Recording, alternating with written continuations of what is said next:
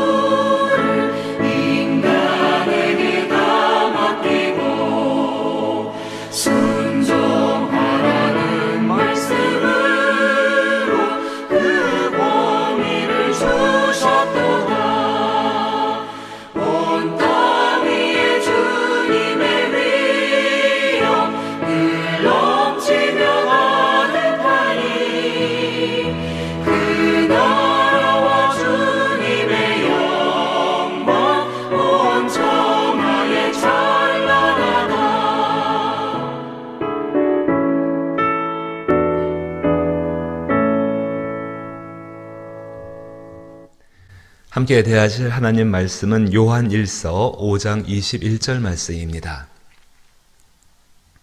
요한 1서 5장 21절 말씀 신약성경 394면에 해당합니다. 말씀을 찾으시고 댁에 계시지만은 한 목소리를 읽어보지요. 요한 1서 5장 21절 말씀 자녀들아 너희 자신을 지켜 우상에게서 멀리하라. 아멘. 사랑과 은혜가 풍성하신 우리 아버지 하나님, 하나님의 약속의 말씀, 우리로 하여금 우상을 멀리하라고 말씀하시고 우상이 가득한 세상 가운데 너희 자신을 지키라고 말씀하십니다.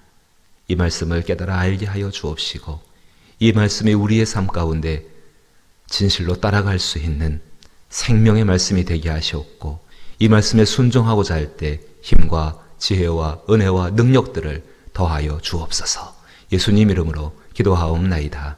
아멘. 평안하시기를 다시 한번 축복합니다. 성경이 우리 가운데 굉장히 중요한 이야기를 합니다. 우상을 멀리하는 삶. 그 우상을 멀리하는 삶 앞에 다시 한번 읽어보면은 자녀들아 너희 자신을 지켜 우상에게 멀리하라. 우상에게서 멀리하라. 앞에 그 자녀들이라는 말씀이 앞에 붙어 있습니다. 사도 요한이 부활이 일상이 되는 삶을 정말로 그렇게 살아가고 있는 그 사랑하는 성도들을 향하여서 이 사도가 자녀들아라고 부르면서 너희 자신을 지켜 우상에서 멀리하라. 이 가운데 하나님 아버지의 마음이 담겨 있습니다. 정말로 자녀들아 부르시면서 이제 바깥에 있는 사람들이 아니라 그 자녀로서 하나님 안에서 부활의 일상이 되는 삶을 사는 그 사람들에게, 그 사랑스러운 사람들에게 주의하고 깨어서 너희 자신을 지키기 위해서 깨어서 우상을 멀리하라. 부활의 능력, 하늘의 신령한 은혜들, 세상을 살아가는 하나님의 도우심들, 이 모든 것들은 하나님으로부터 오게 되지요.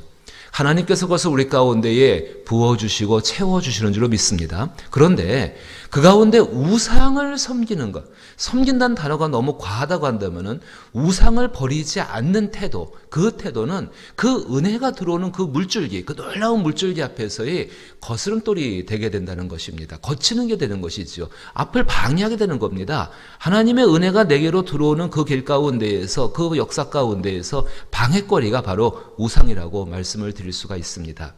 물론 십계명 가운데에도 우상을 철저히 경계하시는, 성경 가운데도 하나님께서 우상을 철저히 경계하시고 그것이 심각한 죄인 것을, 정말로 멸망에 이르는 길인 것을 알려주고 계시지만은 오늘 본문 말씀 보시게 되면은 자녀들아 너희 자신을 지켜 우상에서 멀리하라. 일상의 삶 가운데 너무 분별하기 힘든 것, 사실 그렇지 않습니까? 돌로 만든 것 그 앞에 가서 절하고 뭐하고 하는 것들, 이렇게 미신을 섬기는 것들, 신이 아닌 것, 하나님이 아닌 것 앞에 나가 절하는 것들, 그런 것들 눈에 확연히 드러납니다. 그런 것들은 쉽게 구분할 수가 있는데 진짜 중요한 것은 우리의 일상의 삶, 그것도 부활이 일상에 되는 삶을 사는 사람들, 부활하신 그리스도 예수와 함께 사는 사람들의 일상 가운데에서 굉장히 숨겨진 우상들이 있다는 것입니다.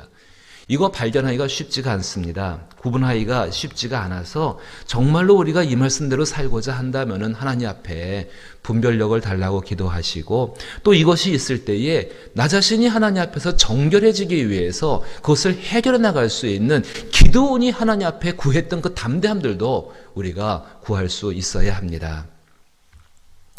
사람들이 말하는 행복론이라는 것이 있지요. 그 행복론에 나온 그 이야기 한 가지를 가지고 한번 얼마나 깊이 우리 일상의 삶 가운데 숨겨져 있는 우상을 발견하고 이것을 해결하기가 어려운지에 대해서 잠깐 생각을 해보고자 합니다. 법조계에서 크게 성공한 한 분이 그 은퇴를 기념하는 파티에서 많은 사람들을 초대했습니다. 그 초대받은 사람들이 그 자리에 와서 이 법조인으로 성공한 이분이 하신 일들, 업적들, 또 은퇴 후에도 뭐 사람 마음이 다 그렇지 않겠습니까? 앞으로도 멋진 삶을 살기를 기대하고 이렇게 축하해주는 그런 자리가 있었습니다. 근데 정작 주인공은 얼굴이 편안하지가 않았습니다. 기쁘지가 않은 것입니다. 그래서 그의 가장 가까운 친구가 좀 느낌이라는 게 있잖아요. 낌새를 채고 다가가서 물어봤습니다. 왜 안색이 안 좋은지를. 그래서 그 법조인으로 성공한 분이 은퇴를 하시면서 그분이 이렇게 이야기합니다. 세상의 기준으로는 나는 분명히 성공한 사람 맞지. 근데 나는 사실 실패한 사람이야. 나는 어렸을 때의 꿈이 무용수가 되는 것이 꿈이었는데 결국 그 꿈을 쫓기보다는 현실에 타협하고 말았네. 나는 하고 싶은 일이 아닌 살기 위해서 내 인생을 모두 다 소모해버렸다네. 이제는 돌아갈 수가 없는 것 아닌가? 그래도 나 스스로 이 선택으로 말미암은 일이기 때문에 조금 위안은 받고 있지만은 나는 이렇게 행동한 거네. 우유와 물이 두 가지의 컵이 내 앞에 있었는데 세상 사람들이 우유가 좋다고 하니까는 나는 우유만을 마셨지 물이 담긴 컵은 바라보지도 않았다네. 이 이야기를 가만히 읽고 생각하다 보면은 이런 생각이 들게 됩니다. 누구든지 자기의 목적과 자기의 뜻을 이루기 위해서 일상이라는 것을 사용해야 합니다. 일상을 사용하지 않고 자기의 목적과 뜻을 이룰 수 있는 사람은 아무도 없습니다. 그렇다면 그 일상이라는 것은 우리가 인생을 살아나가는 것 가운데에서 자동차의 연료와 같다라고 말씀을 드릴 수가 있습니다. 사실은 그게 동력입니다. 인생의 결과는 그 일상들을 어떻게 사용했는가에 따라서 그 결과가 달라지게 되는 것입니다. 제가 지금 드린 이 이야기 가운데 그 법조인으로 은퇴하신 다른 사람들은 성공했다고 말하지만 자기는 실패했다고 말하는 바로 이 사람이 무엇을 선택했는가보다 훨씬 더 중요한 문제는, 내가 무엇을 하고 어떤 것을 선택했는가보다 훨씬 더 중요한 문제는 일상의 주인이 누구였는가 하는 것에 대한 문제입니다. 일상의 주인이 누구였는가 하는 문제, 그 문제가 훨씬 더 중요한 문제라는 것입니다. 하나님을 주인으로 섬기지 않는 사람에게 성공의 기준은 자신의 선택과 성취에 있습니다. 선택한 것과 그 선택한 것을 성취하는 성취물에 있습니다. 자신이 좋아하는 것을 선택하고 자신이 원하는 만큼의 결과를 얻게 되면은 보통 사람들은 그것을 성공했다라고 이야기합니다. 그리고 자신의 선택과 성취를 위하여서 일상을 사용하는 것이 마치 자기가 일상의 주인인 것처럼 그렇게 사용하며 살아가는 것이 보통 사람들의 모습입니다. 그런데 한번 생각해 보십시오. 정작 우리들 스스로가 그 일상의 시간들을 한 시간이라도 연장할 수가 있습니까? 없습니다. 내가 늘 누리고 있는 삶에 대해서 단 한 시간도 연장할 수 없는 것이 우리의 본질적인 모습입니다. 그러면은 하나님을 주인으로 섬기는 사람들에게 성공과 기준에, 그 성공에 대한 기준은 어디 있을까요? 다른 게 아닙니다. 하나님의 뜻에 순종했는가, 순종하지 않았는가. 하나님을 주인으로 섬기는 사람들에게 성공의 기준은 하나님의 뜻에 순종했는가, 순종하지 않았는가. 모두가 하나님 뜻에 순종하시기를 원하시는 줄로 믿습니다. 그렇단 말입니다. 정말 이 벌거숭이 같은 이 몸이 하나님의 뜻을 이루기 위해서 드려지는 삶이 우리 그리스도인들, 하나님께 완전히 항복한 사람들, 믿음의 사람들의 삶 아니겠습니까? 우리는 그 삶 가운데에서 일상의 주인이 하나님이시기 때문에 그 일상의 주인이신 하나님의 뜻에 따라서 나의 일상을 사용하는 것입니다. 굉장히 차이를 구분하기가 힘든 이야기라고 생각될 수 있습니다. 하지만 분명한 차이가 있습니다. 우리가 누리고 있는 일상은 하나님의 것입니다. 자신의 뜻을 이루기 위해서 일상을 사용했다는 것은 하나님의 것을 내가 빌려오거나 아니면 하나님의 의지와는 상관없이 내 마음대로 사용해서 내 뜻을 이루었다는 것 아니겠습니까? 반면에 하나님의 뜻을 이루기 위해서 내 일상을 사용해 나가고 있다는 것은 분명히 신실하고 선한 청지기의 삶을 살고 있다는 것입니다. 하나님의 뜻은 하나님을 사랑하고 하나님과 합력하여서 선을 이루는 삶에 있습니다. 그것이 부활하신 예수 그리스도께서 우리 가운데 이 땅에 계시는 동안에 보여주신 삶이었습니다. 우리는 잘 알고 있는 말씀이 있습니다. 로마서 8장 28절 말씀 보게 되면은 우리가 알거니와 하나님을 사랑하는 자, 우리가 알거니와 하나님을 사랑하는 자, 곧 그의 뜻대로 부르심을 입은 자들에게는 모든 것이 합력하여서 선을 이루느니라. 우리의 삶 가운데에 자녀를 양육하는 일이 있을 수도 있고, 직장에서 일을 하는 수도 있고, 사업체를 운영하는 수도 있고, 학생이 공부를 하는 수도 있고, 여러 가지 하는 일들이 있습니다. 근데 그 모든 것들이 반복되어지는 우리의 일상 가운데서 전부 그 후인데서 이루어지고 있는 일들 아닙니까? 하나님께서는 하나님을 사랑하는 사람들과 그 로마서 8장 28절 말씀 그대로 자들에게는 모든 것이 합력하여 선을 이루니라.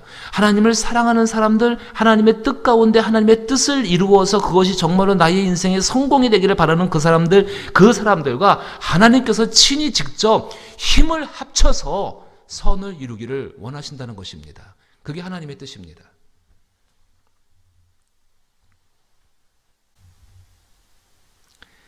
인생의 참된 행복과 성공이 하나님께 있다라고 우리가 고백한다고 한다면은 우상을 바라보는 것은 참으로 그 일을 이루는데 커다란 방해거리가 될 수밖에 없습니다. 다시 아까 들었던 이야기 돌아가 보지요. 그분이 법조인이 됐든 간에 아니면은 무용수가 됐든 간에 어떻게 했든 간에 하나님과 함께 합력했다는 것이 알고 있고 느끼고 있고 또 그런 삶을 살았다고 한다면은 그 인생의 최종 결과물, 성공이냐 아닌가를 판단하는 그 시점 가운데에서 하나님께서 나와 함께 합력하여서 선을 이루셨다는 그 사실 때문에 만족하고 기뻐하며 감사할 수밖에 없는 것이 하나님과 함께 있는 사람들의, 하나님을 사랑하는 사람들의 모습입니다. 우리 참 조심해야 합니다. 어떤 길을 선택하든지 우리는 일상을 사용할 수밖에 없습니다. 근데 그 일상의 주인은 하나님이십니다. 그 안에서 하나님께 잘 쓰임을 받기를 원하는 것과 나의 생각을 이루고 단지 내 일이 잘 되기 위해서만 하나님의 능력과 도우심을 구하고 찾고 하는 것, 이거 엄청난 차이가 있다는 것입니다. 우리의 일상 속에 숨겨진 우상은